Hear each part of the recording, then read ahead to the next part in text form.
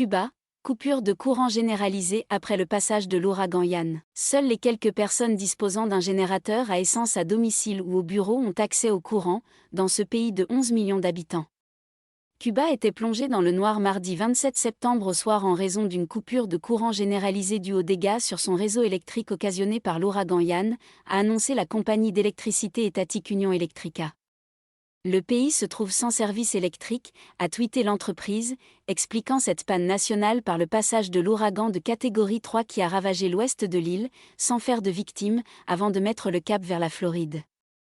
Il n'y a actuellement aucun service d'électricité nulle part dans le pays, a abondé Lázaro Guerra, directeur technique d'Union Electrica, à la télévision cubaine.